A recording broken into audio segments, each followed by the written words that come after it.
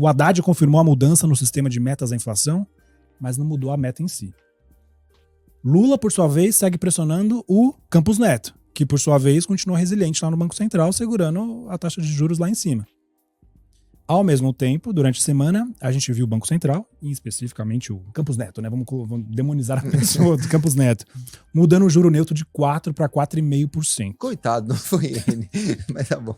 Vai lá, você explica. A pergunta: a alteração do juro neutro no Brasil, no contexto atual, vai mudar a dinâmica para a queda da Selic? Primeiro, o que é esse negócio de juro neutro? Eu não lembro, gente. Então, pra mim também é novo, apareceu do nada.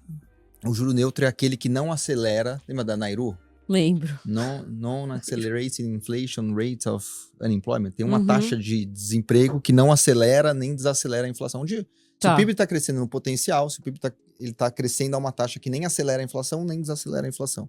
E existe um juro associado. Qual é a taxa de juro que não acelera e nem desacelera a inflação? Perfeito. Ou seja, se a inflação estiver na meta, que é onde você quer que ela esteja, o juro vai ficar neutro.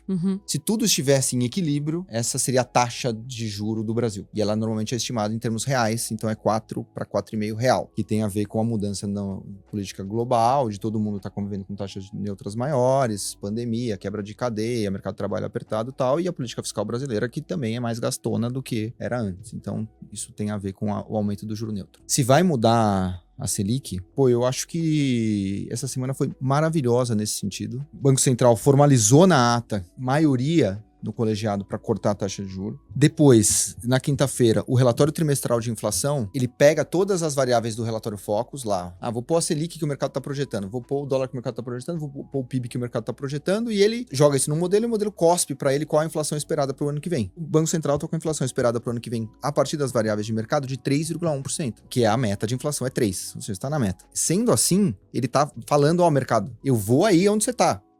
Então ele vai levar a Selic lá para 9,5%, 9%. E ontem, a meta definida pelo CMN, achei muito bom, porque agora acabou essa briga, entendeu?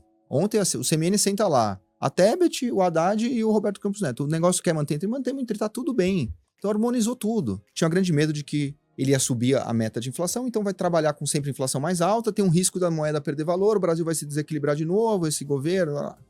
Não, vai ser 3%, e ele trouxe um avanço institucional, que o Brasil era muito rígido, e entendo que seja no começo, você precisa ser muito durão, né? Então você tinha lá o ano calendário, tem que ser a meta de inflação no ano. O mundo não trabalha assim, o Fed persegue a inflação de 2, a inflação de 2 anual. Agora ele mudou para média anual, por conta desses choques todos, ele falou, vou média de alguns anos. Imagina se você tem um choque de oferta inflacionária em novembro. Tipo, como é que vai dar tempo? Um juro 40%, nem assim vai dar certo, né?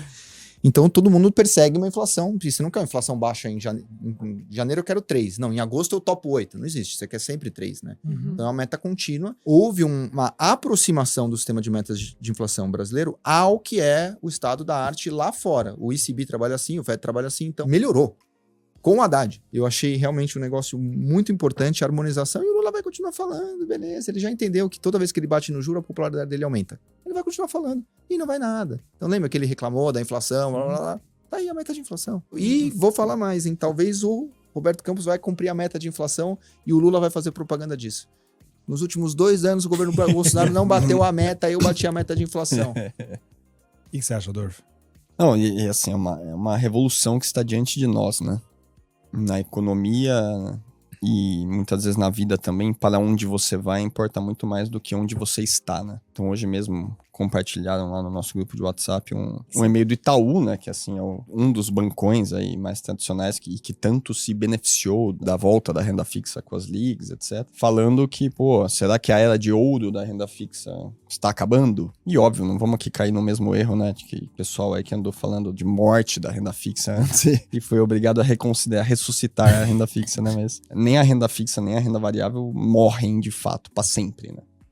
Mas tem horas que você tem que estar mais ou menos alocado em cada classe de ativos. Tem uma multidão aí de brasileiros e até lá fora, né, que está super alocado em renda fixa agora e que vai ser obrigado a rever isso rapidamente, né? A galera sempre demora para fazer essa mudança. Mas pelo menos os nossos ouvintes aí são mais atentos. E esse movimento é direcionado para a Bolsa, deve acontecer agora e deve acontecer intensamente.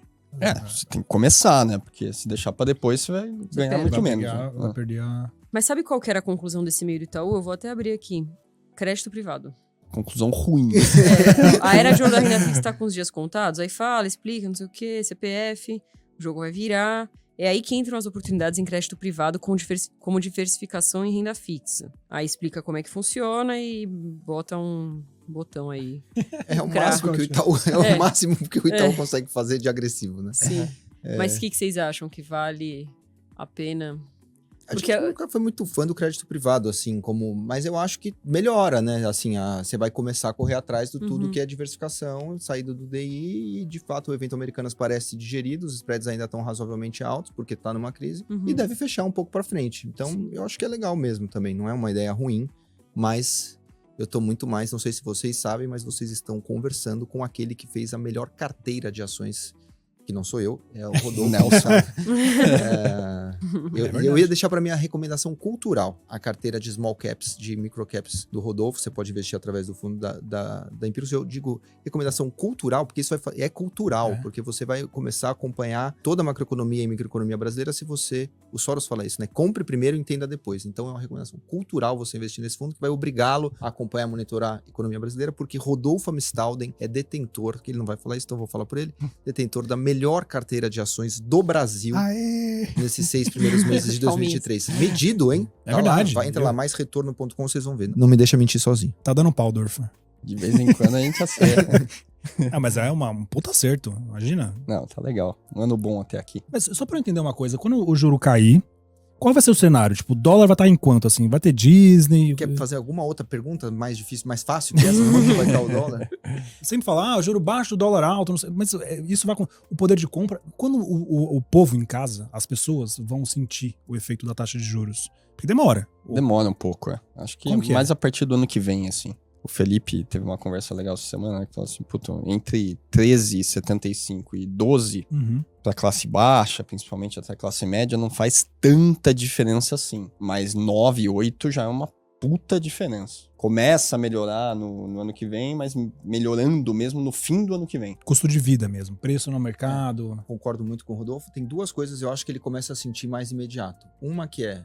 O Rogério Xavier fala muito isso, né? Que assim, o mercado financeiro, ele mede risco pelo risco Brasil, né? O spread dos títulos brasileiros sobre os títulos americanos. Minha mãe não faz a menor ideia do que é isso. Qual é a inflação implícita no Brasil? Isso é um indicador de risco também. Ninguém tá nem aí pra inflação implícita, ou, né, a população média. A população vê a percepção de risco sobre o Brasil através do dólar. O William Bonner falando o dólar caiu ou subiu, isso aqui é se o Brasil tá melhorando ou piorando.